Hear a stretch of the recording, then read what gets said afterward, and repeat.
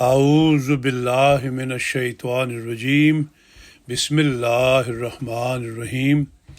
اللہ تعالیٰ عرش پر ہے یا ہر جگہ۔ از انصر رضا، واقف زندگی کینیڈا۔ روزنامہ الفضل انٹرنیشنل، جمعرات 19 اکتوبر 2023۔ مسلمانوں کا یہ عقیدہ نہیں ہے کہ عرش کوئی جسمانی اور مخلوق چیز ہے جس پر خدا بیٹھا ہوا ہے۔ تمام قرآن شریف کو اول سے آخر تک پڑھو، اس میں ہرگز نہیں پاؤ گے کہ عرش بھی کوئی چیز محدود اور مخلوق ہے۔ جب بھی غیر احمدیوں سے حضرت عیسیٰ علیہ السلام کی وفات کے بارے میں بات کی جاتی ہے تو وہ سورۃ النساء کی آیت 159 بل رفعہ اللہ الیہ، بلکہ اللہ نے اپنی طرف اس کا رفع کر لیا، پیش کر کے استدلال کرتے ہیں کہ انہیں اللہ تعالیٰ نے اپنی طرف اٹھا لیا۔ اہل حدیث علماء جو اب خود کو سلفی کہتے ہیں، اللہ تعالیٰ کو مستوی عرش مانتے ہیں، یعنی یہ کہ وہ عرش پر ہے۔ یہ عقیدہ ان کی بہت سی کتب میں مذکور ہے، جن میں سے چند مندرجہ ذیل ہیں۔ اللہ تعالیٰ کہاں ہے؟ ہر جگہ یا عرش پر؟ مصنف نواب محمد صدیق حسن خان بھوپالی۔ اللہ عرش پر ہے۔ مصنف زبیر علی زئی۔ عقلیات ابن تیمیہ۔ مصنف محمد حنیف ندوی۔ اللہ کہاں ہے؟ ڈاکٹر عبدالحفیظ سمو۔ اللہ کہاں ہے؟ غلام مصطفیٰ ظہیر امن پوری۔ کیا اللہ تعالیٰ عرش پر ہے؟ قرآن مجید میں استوا علی العرش یعنی اللہ تعالیٰ کے عرش پر متمکن ہونے کا 7 آیات میں ذکر ہے۔ نمبر 1، اِنَّ رَبَّكُمُ اللَّهُ الَّذِي خَلَقَ السَّمَاوَاتِ وَالْأَرْضَ فِي 6 أَيَّامٍ ثُمَّ اسْتَوَىٰ عَلَى الْعَرْشِ۔ الاعراف آیت نمبر 55۔ یقیناً تمہارا رب وہ اللہ ہے جس نے آسمانوں اور زمین کو 6 دنوں میں پیدا کیا، پھر اس نے عرش پر قرار پکڑا۔ نمبر 2، اِنَّ رَبَّكُمُ اللَّهُ الَّذِي خلق السماوات والارض فی 6 ایام ثم استوى علی العرش۔ سورہ یونس آیت نمبر 4۔ یقیناً تمہارا رب اللہ ہے جس نے آسمانوں اور زمین کو 6 دنوں میں پیدا کیا، پھر اس نے عرش پر قرار پکڑا۔ اللہ الذی رفع السماوات بغیر عمد ترونہا ثم استوى علی العرش۔ سورہ رعد آیت 3۔ اللہ وہ ہے جس نے آسمانوں کو بغیر ایسے ستونوں کے بلند کیا جنہیں تم دیکھ سکو، پھر اس نے عرش پر قرار پکڑا۔ نمبر 4، تنزیلا ممن خلق الارض والسماوات العلا الرحمن علی العرش استوى۔ طٰہٰ آیت نمبر 5 اور 6۔ اس کا اتارا جانا اس کی طرف سے ہے جس نے زمین اور بلند آسمانوں کو پیدا کیا، رحمان وہ عرش پر متمکن ہوا۔ نمبر 5، الذی خلق السماوات والارض وما بینہما فی 6 ایام ثم استوى علی العرش۔ الفرقان آیت 60۔ جس نے آسمانوں اور زمین کو اور جو کچھ ان کے درمیان ہے 6 دنوں میں پیدا کیا، پھر اس نے عرش پر قرار پکڑا۔ نمبر 6، اللہ الذی خلق السماوات والارض وما بینہما فی 6 ایام ثم استوى علی العرش۔ السجدہ آیت نمبر 5۔ اللہ وہ ہے جس نے آسمانوں اور زمین کو اور جو کچھ ان دونوں کے درمیان ہے 6 زمانوں میں پیدا کیا، پھر اس نے عرش پر قرار پکڑا۔ نمبر 7، هو الذی خلق السماوات والارض فی 6 ایام ثم استوى علی العرش یعلم ما یلج فی الارض وما یخرج منها وما ینزل من السماء وما یعرج فیها وهو معکم اینما کنتم واللہ بما تعملون بصیر۔ الحدید آیت نمبر 5۔ وہی ہے جس نے آسمانوں اور زمین کو 6 زمانوں میں پیدا کیا، پھر اس نے عرش پر قرار پکڑا۔ وہ جانتا ہے جو زمین میں داخل ہوتا ہے اور جو اس میں سے نکلتا ہے، اور جو آسمان سے اترتا ہے اور جو اس میں چڑھ جاتا ہے، اور وہ تمہارے ساتھ ہوتا ہے جہاں کہیں بھی تم ہو، اور جو تم کرتے ہو اللہ اس پر ہمیشہ گہری نظر رکھنے والا ہے۔ نواب صدیق حسن خان صاحب اپنی کتاب اللہ تعالیٰ کہاں ہے، ہر جگہ یا عرش پر، میں مندرجہ بالا آیات نقل کر کے لکھتے ہیں، اوپر کی بحث سے ثابت ہوا کہ اللہ تعالیٰ اپنی ذات کے ساتھ عرش پر قائم ہے، لیکن اس کا علم، اس کی قدرت، اس کی بادشاہی ہر جگہ اور ہر مکان میں ہے۔ دنیا کے سارے انسان اس بات پر متفق ہیں کہ اللہ تعالیٰ عالم کے نیچے نہیں ہے، اسی طرح اس پر بھی متفق ہیں کہ اللہ تعالیٰ عرش کے اوپر ہے، اس کے علاوہ کسی اور چیز کے اوپر نہیں ہے۔ اسی طرح قرآن شریف میں بیان ہوا ہے، صفحہ نمبر 10۔ اس کتاب کے مطالعہ سے معلوم ہوتا ہے کہ نواب صاحب نے صرف آیات نقل کی ہیں، دلیل تو کوئی نہیں دی، لہذا کچھ بھی ثابت نہیں ہوا۔ یہ مسئلہ بھی حل طلب ہے کہ ذات سے ان کی کیا مراد ہے۔ دوسری بات یہ کہ دنیا میں تو ہر مذہب بلکہ لا مذہب اور داہریے بھی پائے جاتے ہیں، تو پھر سارے انسان نواب صاحب کی اس بات سے کیسے متفق ہو گئے، اور نواب صاحب کے پاس وہ کون سا ذریعہ تھا جس سے انہوں نے آج سے 125 سال پہلے دنیا کے سارے انسانوں کا متفق ہونا معلوم کر لیا۔ اس کے بعد نواب صاحب چند ائمہ کے اقوال بلا دلیل نقل کرتے ہیں اور اسی سے سمجھتے ہیں کہ ان کی بات ثابت ہو گئی۔ ان میں سے ایک بزرگ امام علی بن مہدی تبری کا قول تبصرہ کے لائق ہے۔ نواب صاحب ان کا قول نقل کرتے ہوئے لکھتے ہیں، امام علی بن مہدی تبری نے کتاب مشکل الآثار میں فرمایا ہے، جان لو بے شک اللہ تعالیٰ آسمانوں کے اوپر، ہر چیز کے اوپر اور اپنے تخت پر قائم ہے۔ استوا کا معنی اعتلاء کے ہیں۔ عرب والے بولتے ہیں، میں جانور کی پشت پر مستوی ہوا، چھت پر مستوی ہوا، مکان پر مستوی ہوا، یا آفتاب میرے سر پر ہے۔ سب کا معنی اعتلاء کے لیا جائے گا۔ اسی طرح کہا جائے گا کہ اللہ تعالیٰ عرش پر اپنی ذات کے ساتھ عالی یعنی بلند ہے اور اپنی مخلوقات سے جدا ہے۔ دلیل اس کی قرآن پاک کی یہ آیات ہیں، نمبر 1، آمنتم من فی السماء، نمبر 2، ورافعک الیہ، نمبر 3، ثم یعرج الیہ۔ امام علی بن مہدی کے قول سے جس طرح استوا ثابت ہو رہا ہے، اسی طرح اللہ کے لیے جہت فوق کا بھی اس بات ہو رہا ہے۔ صفحہ نمبر 15۔ اس عبارت میں استوا بمعنی اطلاع کے جو مثالیں دی گئی ہیں وہ سب جسمانی ہیں، یعنی مستوی ہونے والا انسان اور جس پر وہ مستوی ہوا یعنی جانور، چھت، مکان، یہ سب اجسام ہیں، اور آفتاب جو ایک جسم ہے وہ انسان کے جسم پر بلند ہوا۔ سوال یہ ہے کہ کیا اللہ تعالیٰ کا بھی جسم ہے جو عرش کے جسم پر مستوی ہوا؟ ایک اہل حدیث عالم ڈاکٹر عبدالحفیظ سمو صاحب اپنی کتاب اللہ تعالیٰ کہاں ہے میں لکھتے ہیں، خود اللہ تعالیٰ نے خبر دی ہے کہ زمین و آسمان کی تخلیق سے پہلے اس نے عرش کو پیدا فرمایا، پھر زمین و آسمان کی تخلیق کے بعد وہ عرش پر غالب ہوا۔ صفحہ نمبر 28۔ لیکن یہ نہیں بتاتے کہ یہ بات اللہ تعالیٰ نے قرآن میں کس جگہ بیان کی ہے۔ اگر آپ عرش کے متعلق ساری آیات پڑھ لیں تو آپ کو معلوم ہوگا کہ کسی بھی آیت میں یہ بات نہیں لکھی جو ڈاکٹر عبدالحفیظ سمو صاحب نے اللہ تعالیٰ کی طرف منسوب کی ہے۔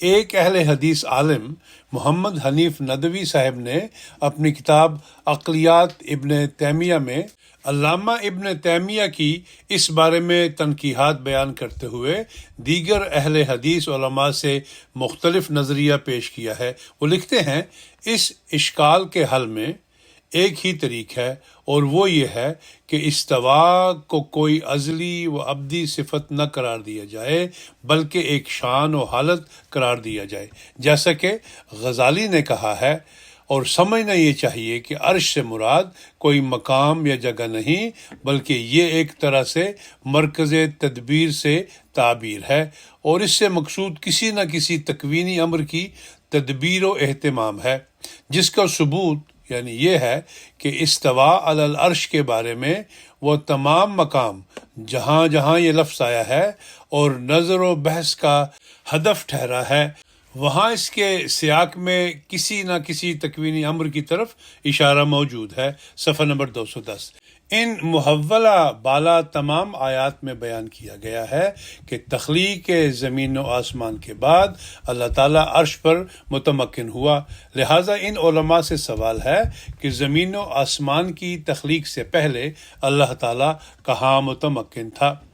اللہ ہر جگہ ہے۔ قرآن کریم کی مندرجہ ذیل آیات اس بات پر شاہد ہیں کہ اللہ تعالیٰ ہر جگہ موجود ہے۔ وَلِلَّهِ الْمَشْرِقُ وَالْمَغْرِبُ فَأَيْنَمَا تُوَلُّوا فَثَمَّ وَجْهُ اللَّهِ إِنَّ اللَّهَ وَاسِعٌ عَلِيمٌ۔ البقرہ آیت 116۔ اور اللہ ہی کا ہے مشرق بھی اور مغرب بھی، پس جس طرف بھی تم منہ پھیرو وہیں خدا کا جلوہ پاؤ گے، یقیناً اللہ بہت وسعتیں عطا کرنے والا اور دائمی علم رکھنے والا ہے۔ وسع کرسیہ السماوات والارض۔ البقرہ آیت نمبر 256۔ اس کی بادشاہت آسمانوں اور زمین پر ممتد ہے۔ هو اللہ فی السماوات وفی الارض۔ الانعام آیت 4۔ اور وہی اللہ ہے آسمانوں میں بھی اور زمین میں بھی۔ اللہ نور السماوات والارض۔ سورہ نور آیت نمبر 36۔ اللہ آسمانوں اور زمین کا نور ہے۔ وقال انی ذاہب الی ربی سیہدین۔ الصفات آیت 100۔ اور اس نے کہا میں یقیناً اپنے رب کی طرف جانے والا ہوں، وہ ضرور میری رہنمائی کرے گا۔ وَهُوَ الَّذِي فِي السَّمَاءِ إِلَٰهٌ وَفِي الْأَرْضِ إِلَٰهٌ وَهُوَ الْحَكِيمُ الْعَلِيمُ۔ الزخرف آیت نمبر 85۔ اور وہی ہے جو آسمان میں معبود ہے اور زمین میں بھی معبود ہے، اور وہی بہت حکمت والا اور دائمی علم رکھنے والا ہے۔ وَنَحْنُ أَقْرَبُ إِلَيْهِ مِنْ حَبْلِ الْوَرِيدِ۔ سورۃ قاف آیت 17۔ اور ہم اس سے اس کی رگ جان سے بھی زیادہ قریب ہیں۔ فَفِرُّوا إِلَى اللَّهِ إِنِّي لَكُمْ مِنْهُ نَذِيرٌ مُبِينٌ۔ الذاریات آیت 51۔ پس تیزی سے اللہ کی طرف دوڑو، یقیناً میں اس کی طرف سے تمہیں ایک کھلا کھلا ڈرانے والا ہوں۔ اہل حدیث علماء کے برعکس دیوبندی و بریلوی حضرات کی مندرجہ ذیل کتب سے ثابت ہوتا ہے کہ وہ اللہ تعالیٰ کو ہر جگہ مانتے ہیں۔ قواریر القہار فی الرد علی مجسمۃ الفجار۔ مصنفہ احمد رضا خان بریلوی۔ اللہ تعالیٰ بغیر جہت اور مکان کے موجود ہیں۔ مصنفہ ابو حفص اعجاز احمد اشرفی فاضل، جامعہ شیفیہ لاہور۔ انوار آفتاب صداقت، صفحہ 224 تا 227۔ مصنفہ قاضی فضل احمد صاحب۔ فتاوی دارالعلوم زکریہ، جلد اول، کتاب الایمان والعقائد، صفحہ 32 تا 34۔ عقائد اہل سنہ والجماعہ، مصنف محمد الیاس گھمن۔ جال حق، مصنفہ احمد یار خان نعیمی۔ عقائد علماء دیوبند، مصنف خلیل احمد امبیٹوی۔ آثار الاحسان، مصنفہ ڈاکٹر علامہ خالد محمود۔ جنتی زیور، مصنفہ علامہ عبد المصطفیٰ اعظمی مجددی۔ کفریہ کلمات کے بارے میں سوال و جواب، مصنف محمد الیاس عطار قادری۔ البغدادی اپنی کتاب الفرق بین الفرق میں سیدنا حضرت علی رضی اللہ تعالی عنہ کا ایک قول نقل کرتے ہوئے لکھتے ہیں، وقد قال امیر المومنین علی رضی اللہ عنہ ان اللہ تعالی خلق العرش اظہارا للقدرت لا مکانا لذاتہ، وقال ایضا قد کان ولا مکان وهو الآن علی ما کان۔ امیر المومنین علی نے فرمایا یقیناً اللہ تعالیٰ نے اپنی ذات کے لیے مکان کے طور پر نہیں بلکہ اپنی قدرت کے اظہار کے لیے عرش کو تخلیق کیا، اور انہوں نے یہ بھی کہا کہ اللہ تب بھی تھا جب کوئی مکان نہیں تھا، اور اب بھی ویسا ہی ہے جیسا کہ وہ پہلے تھا۔ صفحہ نمبر 287۔ جیسا کہ اوپر ذکر ہوا ہے کہ اہل حدیث علماء اللہ تعالیٰ کو عرش پر مقیم مانتے ہیں، لہٰذا غلط یا ادھوری ہی صحیح لیکن بہرحال وہ حضرت عیسیٰ علیہ السلام کا اللہ تعالیٰ کی طرف رفع ماننے کی ایک دلیل رکھتے ہیں۔ لیکن تعجب کی بات یہ ہے کہ دیوبندی اور بریلوی حضرات تو اللہ کا ہر جگہ موجود ہونا مانتے ہیں اور اس کے جسم اور جہت کا انکار کرتے ہیں، تو پھر حضرت عیسیٰ علیہ السلام کا اللہ تعالیٰ کی طرف رفع کیسے مان سکتے ہیں؟ یہ اسی طرح کا ایک کھلا تضاد ہے جو بیک وقت نزول مسیح اور ختم نبوت کا عقیدہ رکھنے میں ہے۔ یعنی ایک طرف تو یہ کہا جائے کہ نبی کریم صلی اللہ علیہ وسلم ہر طرح سے غیر مشروط اور قطعی طور پر آخری نبی ہیں، اور دوسری طرف ان کے بعد ایک نبی یعنی حضرت عیسیٰ علیہ السلام کی آمد کا عقیدہ رکھا جائے۔ کیا اللہ تعالیٰ آسمانوں میں رہتا ہے؟ مندرجہ ذیل 2 آیات سے غیر احمدی استدلال کرتے ہیں کہ اللہ تعالیٰ السماء یعنی آسمان میں ہے۔ أَأَمِنْتُمْ مَنْ فِي السَّمَاءِ أَنْ يَخْسِفَ بِكُمُ الْأَرْضَ فَإِذَا هِيَ تَمُورُ أَمْ أَمِنْتُمْ مَنْ فِي السَّمَاءِ أَنْ يُرْسِلَ عَلَيْكُمْ حَاصِبًا فَسَتَعْلَمُونَ كَيْفَ نَذِيرِ۔ سورۃ الملک آیت نمبر 17-18۔ کیا تم اس سے جو آسمان میں ہے محفوظ ہو کہ وہ تمہیں زمین میں دھنسا دے، پس وہ اچانک تھرانے لگے، یا کیا تم اس سے جو آسمان میں ہے محفوظ ہو کہ وہ تم پر پتھر برسانے والے جھکڑ چلائیں، پس ضرور تم جان لوگے کہ میرا ڈرانا کیسا تھا۔ سما یعنی آسمان کیا ہے؟ اس سوال کہ کیا اللہ تعالیٰ آسمان پر ہے کا جواب جاننے سے پہلے ہم یہ دیکھتے ہیں کہ عربی زبان میں سما ان کا کیا مطلب ہے اور قرآن مجید میں اسے کن معنوں میں استعمال کیا گیا ہے۔ امام راغب اپنی کتاب مفردات راغب میں لکھتے ہیں، ہر شے کے بالائی حصہ کو سماعن کہا جاتا ہے۔ بعض نے کہا ہے کہ ہر سماع اپنے ماتحت کے لحاظ سے سماع ہے، لیکن اپنے مافوق کے لحاظ سے عرض کہلاتا ہے۔ قرآن مجید کی چند آیات میں بادل کو بھی سماعن کہا گیا ہے۔ وَأَنزَلَ مِنَ السَّمَاءِ مَاءً فَأَخْرَجَ بِهِ مِنَ الثَّمَرَاتِ رِزْقًا لَكُمْ۔ البقرہ آیت نمبر 23۔ اور آسمان سے پانی اتارا اور اس کے ذریعے ہر طرح کے پھل تمہارے لیے بطور رزق نکالے۔ وَأَرْسَلْنَا السَّمَاءَ عَلَيْهِمْ مِدْرَارًا۔ الانعام آیت 7۔ اور ہم نے ان پر موسلا دھار بارش برساتے ہوئے بادل بھیجے۔ ابو العلا مودودی صاحب ان آیات کی تفسیر کرتے ہوئے لکھتے ہیں، اس کا یہ مطلب نہیں ہے کہ اللہ تعالیٰ آسمان میں رہتا ہے، بلکہ یہ بات اس لحاظ سے فرمائی گئی ہے کہ انسان فطری طور پر جب خدا سے رجوع کرنا چاہتا ہے تو آسمان کی طرف دیکھتا ہے، دعا مانگتا ہے تو آسمان کی طرف ہاتھ اٹھاتا ہے، کسی آفت کے موقع پر سب سہاروں سے مایوس ہوتا ہے تو آسمان کا رخ کر کے خدا سے فریاد کرتا ہے، کوئی ناگہانی بلا آ پڑتی ہے تو کہتا ہے یہ اوپر سے نازل ہوئی، غیر معمولی طور پر حاصل ہونے والی چیز کے متعلق کہتا ہے یہ عالم بالا سے آئی ہے۔ اللہ تعالیٰ کی بھیجی ہوئی کتب کو کتب سماوی یا کتب آسمانی کہا جاتا ہے۔ ابو داؤد میں حضرت ابو ہریرہ کی روایت ہے کہ ایک شخص ایک کالی لونڈی کو لے کر رسول اللہ صلی اللہ علیہ وسلم کی خدمت میں حاضر ہوا اور عرض کیا کہ مجھ پر ایک مومن غلام آزاد کرنا واجب ہو گیا ہے، کیا میں اس لونڈی کو آزاد کر سکتا ہوں؟ حضور نے اس لونڈی سے پوچھا اللہ کہاں ہے؟ اس نے انگلی سے آسمان کی طرف اشارہ کر دیا۔ حضور نے پوچھا اور میں کون ہوں؟ اس نے پہلے آپ کی طرف اور پھر آسمان کی طرف اشارہ کیا، جس سے اس کا یہ مطلب واضح ہو رہا تھا کہ آپ اللہ کی طرف سے آئے ہیں۔ اس پر حضور نے فرمایا اسے آزاد کر دو، یہ مومنہ ہے۔ اس میں اس شبہ کی کوئی گنجائش نہیں کہ قرآن اللہ تعالیٰ کو آسمان میں مقیم قرار دیتا ہے۔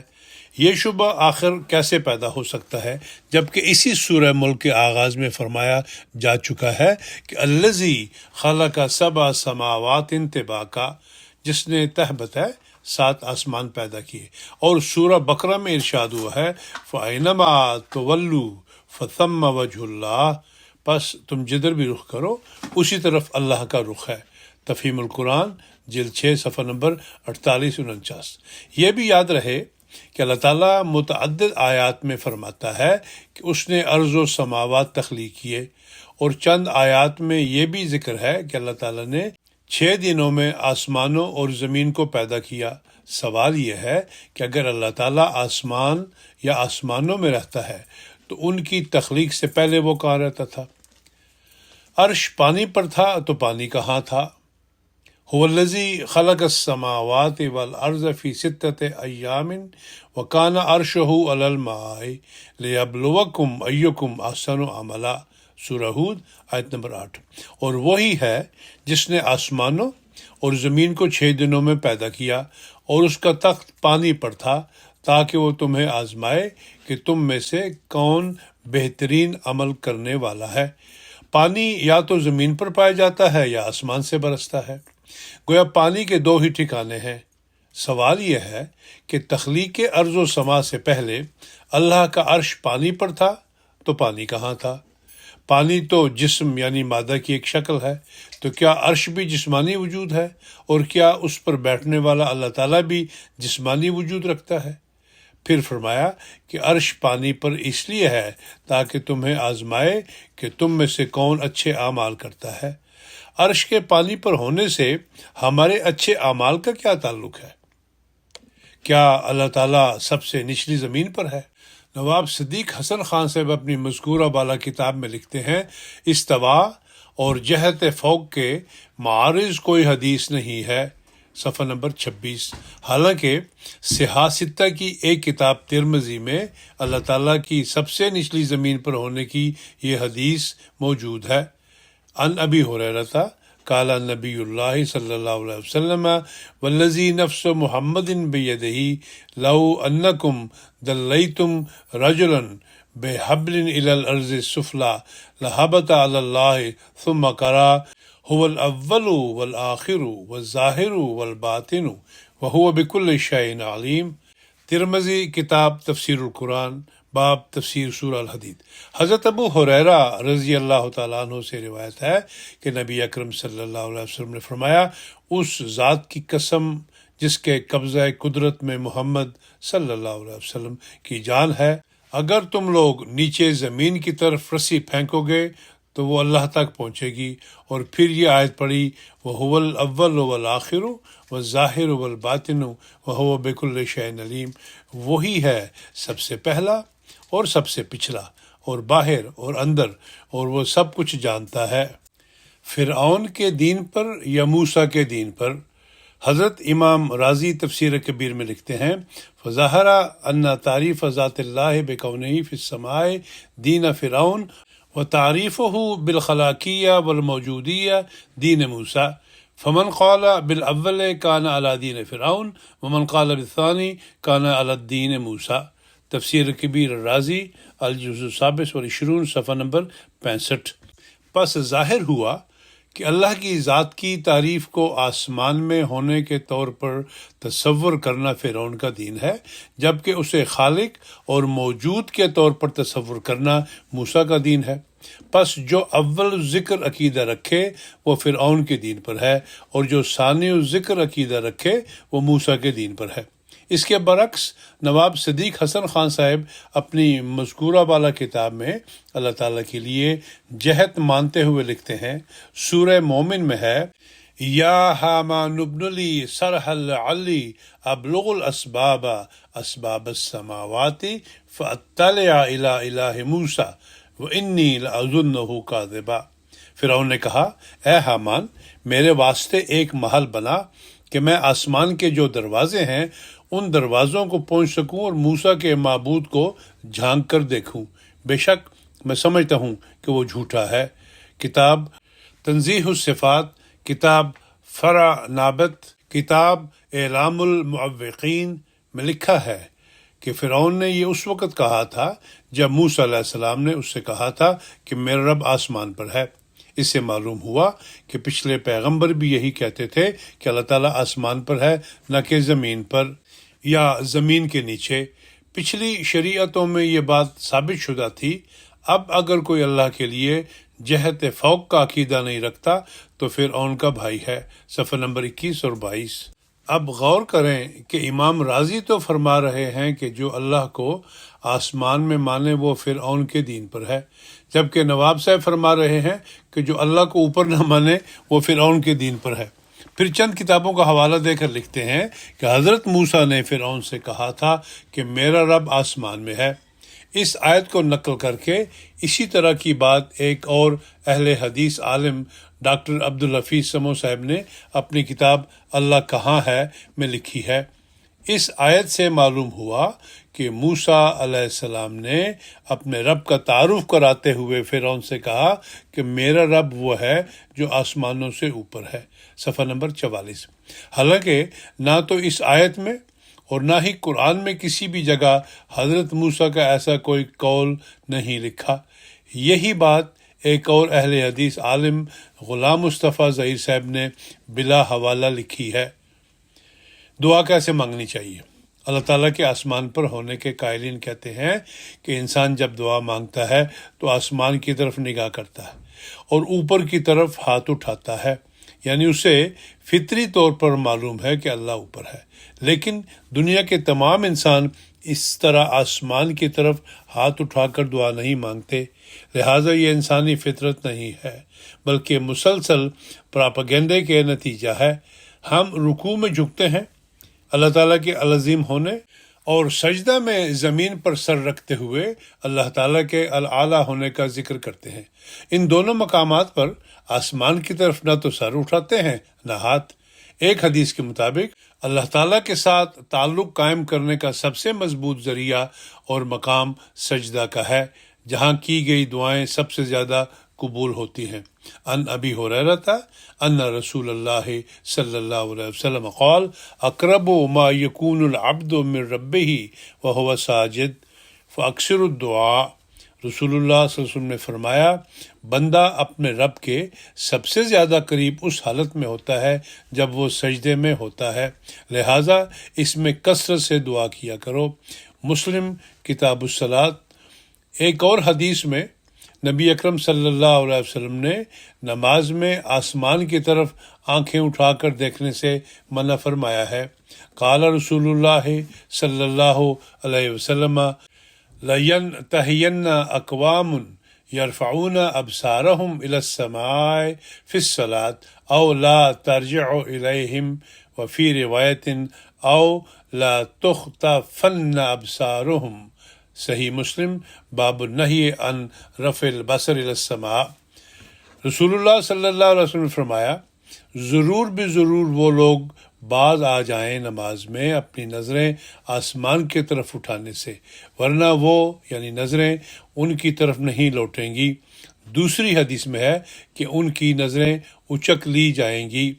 ملا علی قاری مرقات المفاتیح شرح مشکات والمصابیح میں دعا کے لیے آسمان کی طرف ہاتھ اٹھانے کی حکمت بیان کرتے ہوئے یہ نہیں کہتے کہ اللہ تعالیٰ آسمان میں ہے، بلکہ یہ کہ وہ قبلہ دعا ہے۔ حکمت الرفع الی السماء انہا قبلۃ الدعاء ومحبت الرزق والوحی والرحمہ والبرکہ۔ آسمان کی طرف ہاتھ اٹھانے کی حکمت یہ ہے کہ وہ دعا کا قبلہ اور رزق، وحی، رحمت اور برکت کا منبع ہے۔ کتاب و دعوات جلد خامس صفحہ نمبر 127۔ حضرت مسیح موعود کا انعامی چیلنج۔ آریہ مذہب کے لوگوں نے اعتراض کیا کہ مسلمانوں کا عقیدہ ہے کہ اللہ تعالیٰ عرش پر بیٹھا ہوا ہے، لہٰذا وہ اللہ تعالیٰ کو محدود مانتے ہیں۔ اس کا جواب دیتے ہوئے سیدنا حضرت اقدس مسیح موعود علیہ الصلاۃ والسلام نے انعامی چیلنج دیا کہ اگر کوئی قرآن سے یہ ثابت کر دے کہ عرش کوئی جسمانی چیز ہے تو اسے 3000 روپیہ انعام دیا جائے گا۔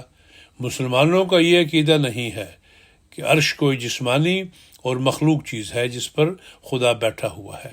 تمام قرآن شریف کو اول سے آخر تک پڑھو، اس میں ہرگز نہیں پاؤ گے کہ عرش بھی کوئی چیز محدود اور مخلوق ہے۔ خدا نے بار بار قرآن شریف میں فرمایا ہے کہ ہر ایک چیز جو کوئی وجود رکھتی ہے اس کا میں ہی پیدا کرنے والا ہوں، میں ہی زمین و آسمان اور روحوں اور ان کی تمام قوتوں کا خالق ہوں، میں اپنی ذات میں آپ قائم ہوں اور ہر ایک چیز میرے ساتھ قائم ہے۔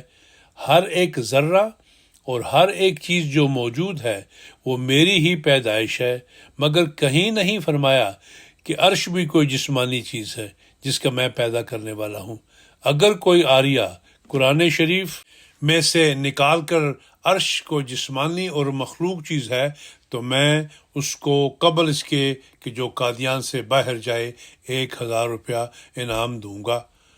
میں اس خدا کی قسم کھاتا ہوں جس کی جھوٹی قسم کھانا لانتی کا کام ہے کہ میں قرآن شریف کی وہ آیت دکھاتے ہی 1000 روپیہ حوالہ کر دوں گا، ورنہ میں بادب کہتا ہوں کہ ایسا شخص خود لعنت کا محل ہوگا جو خدا پر جھوٹ بولتا ہے۔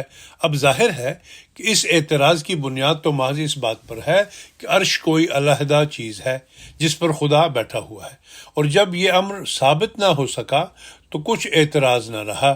خدا صاف فرماتا ہے کہ وہ زمین پر بھی ہے اور آسمان پر بھی، اور کسی چیز پر نہیں بلکہ اپنے وجود سے آپ قائم ہے، اور ہر ایک چیز کو اٹھائے ہوئے ہے اور ہر ایک چیز پر محیط ہے۔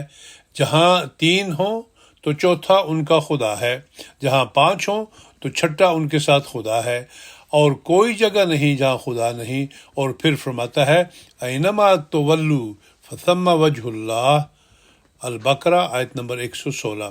جس طرف تم منہ کرو اسی طرف خدا کا منہ پاؤ گے، وہ تم سے تمہاری رگے جان سے بھی زیادہ قریب ہے۔